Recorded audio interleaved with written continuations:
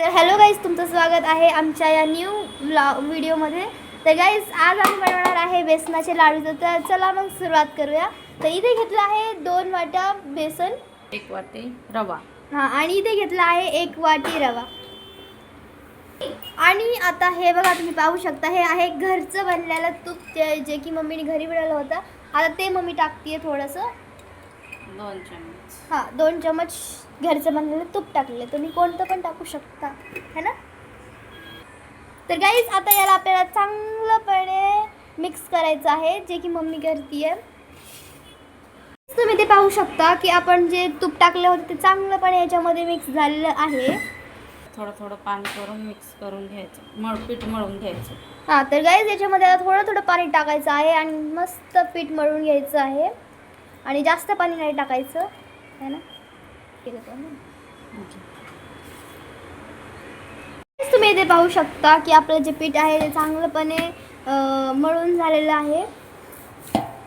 तर गाईज, तुम्ही इथे पाहू शकता की असे छोटे छोटे साईजच्या पुऱ्या बनवून घ्यायच्या आहेत आणि पतल्या बनवायच्या आहेत, जास्त जाड पण नाही बनवायच्या आहे. तर मग आता सगळ्यांच्या आपण बनवून घेऊ. चला, ते पाहू शकतो की आपलं जे तेल आहे ते खूप जास्त गरम झालेलं आहे आणि आपल्या ज्या अशा पुऱ्या बनवायच्या होत्या छोट्या छोट्या, त्या पण बनवून तयार आहेत. थोडंसं राहिलं आहे, त्याचं पण आपण बनवून घेऊया.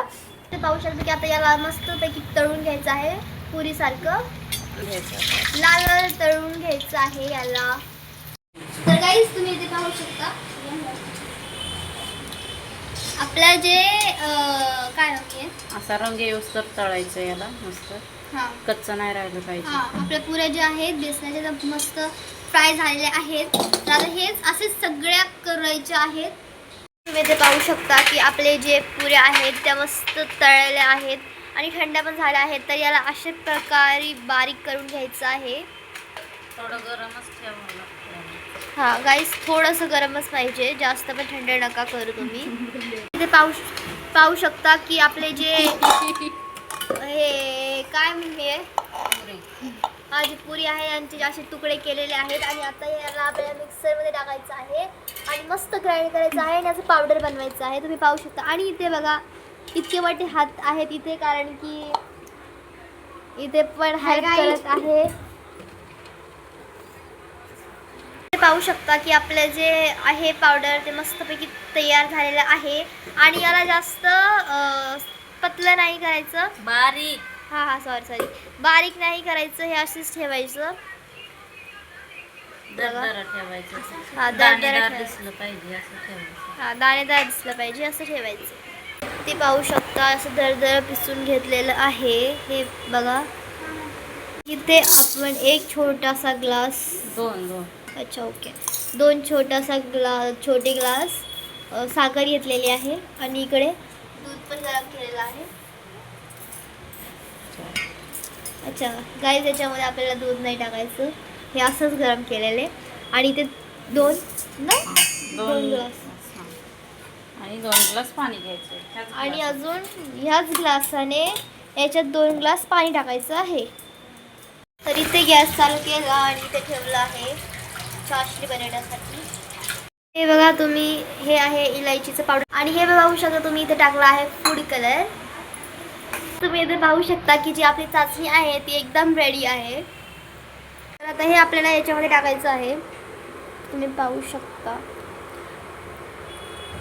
आणि गरम आहे त्याच्यामुळे मम्मी आज चम्मचने मिक्स करत आहे. थोडं थोडंच टाकून घ्यायचंय, जास्त कमी झालं नाही पाहिजे. आधी थोडंसं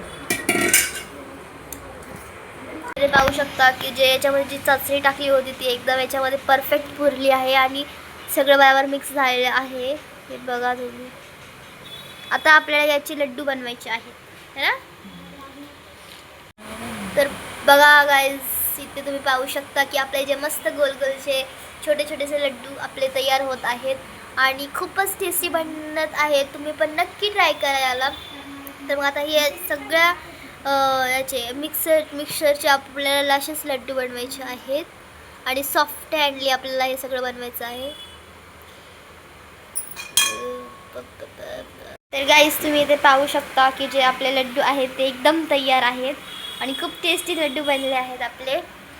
तुम्ही नक्की ट्राय करा आणि कसे बनले ते मला कमेंटमध्ये नक्की सांगा. रेसिपी आवडली असेल तर लाईक शेअर आणि सबस्क्राईब नक्की करा. Bye bye.